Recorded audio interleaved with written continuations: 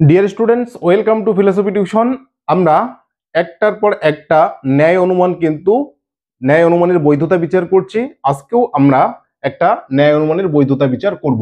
তাহলে দেখো, সে অবশ্যই ভীরু, কারণ সে অসৎ এবং কেবল অসৎ লোকেরাই ভীরু। তাহলে এই যুক্তিটির বা এই ন্যায়টির বৈধতা বিচার কিন্তু আজকের এই ক্লাসে আমরা করব। অবশ্যই প্রথম থেকে শেষ পর্যন্ত দেখবে। ক্লাসটি ভালো লাগলে লাইক করবে, চ্যানেলে নতুন হলে চ্যানেলটিকে সাবস্ক্রাইব করে নেবে। তাহলে কি করতে হবে? আদর্শ আকার। তাহলে এবার সিদ্ধান্তকে চিহ্নিত করতে হবে। তাহলে সিদ্ধান্তকে চিহ্নিত, দেখো সে অবশ্যই ভীরু, এই দেখো অবশ্যই শব্দটা রয়েছে। অবশ্যই শব্দটা থাকলে সেই বাক্যটা সিদ্ধান্ত হয়। তাহলে সে অবশ্যই ভীরু, এই বাক্যটা হবে সিদ্ধান্ত। তাহলে কি হবে? সে হয় ভীরু। তাহলে সে হয় ভীরু, তাহলে কোন বচন? এ বচন, তাই তো। তাহলে সে হয়ে গেল এস, আর ভীরু হয়ে গেল পি। বোঝা গেল? তাহলে সে হয় ভীরু। এবার সে কোথায় রয়েছে? সে অসৎ, অর্থাৎ এই বাক্যে রয়েছে সে অসৎ। তাহলে অপ্রধান আশ্রয় বাক্যটা কি হবে? সে হয় অসৎ। তাহলে সেটা এস, আর অসৎটা তাহলে হয়ে গেল এম, তাই তো। আচ্ছা, এবার কি রয়েছে? কেবল অসৎ লোকেরাই ভীরু। দেখো কেবল রয়েছে, কেবল থাকলে কি হয়? বচনটা এ বচন হয়, উদ্দেশ্য বিধেয় চেঞ্জ হয়, তাই তো। তাহলে কেবল অসৎ লোকেরাই ভীরু, তাহলে কি হবে? উদ্দেশ্য বিধেয় যদি চেঞ্জ হয় তাহলে সকল ভীরু হয় অসৎ। সকল ভীরু হয় অসৎ। তাহলে এটা হয়ে গেল এ বচন, এটাও এ বচন, তাই তো। তাহলে ভীরুটা কি? ভীরুটা হচ্ছে পি, আর অসৎ কি? অসৎ হচ্ছে এম। এবার দেখো, মনে করো এটা প্রধান আশ্রয় বাক্য, এটা অপ্রধান আশ্রয় বাক্য।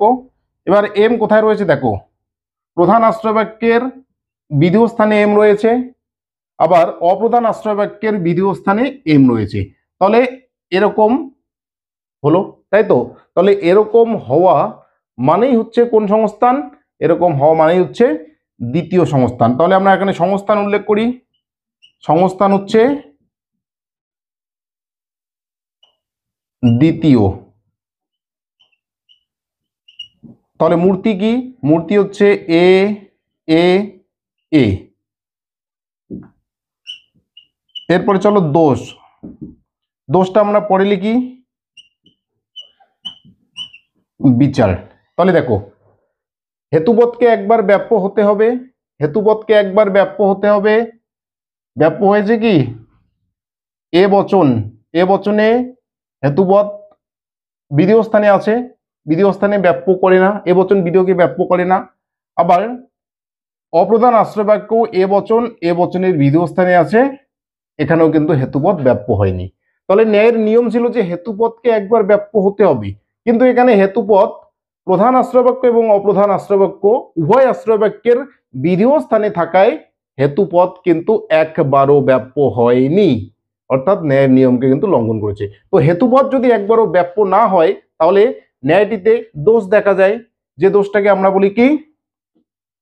অব্যাপ্য হেতু দোষ, তাই তো। অব্যাপ্য হেতু দোষ। তাহলে এখন আমরা বিচারটাকে খুব সহজভাবে লিখতে পারবো। তাহলে উপরোক্ত অনুমানটি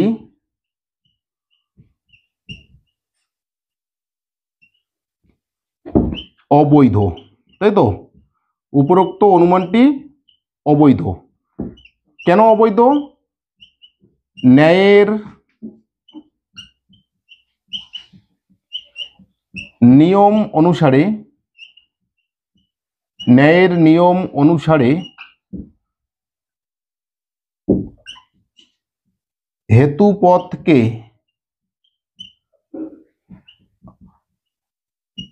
অন্তত পক্ষে একবার ব্যাপ্য হতে হয়, কিন্তু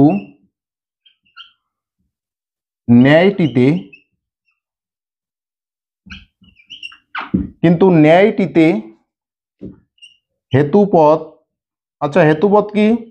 তাহলে হেতুপদ হচ্ছে অসৎ। উভয় আশ্রয় বাক্যের উভয়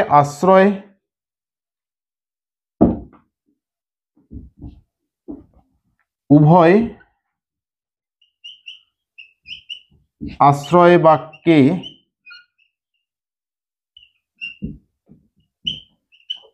বাক্যের বিধেয় স্থানে থাকায়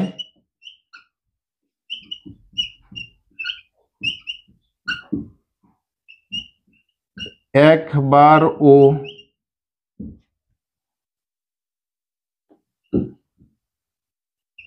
ব্যাপ্য হয়নি।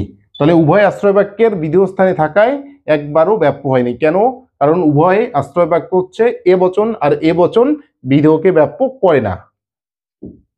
কাজেই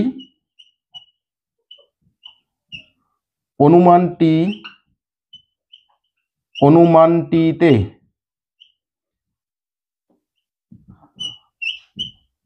অব্যাপ্য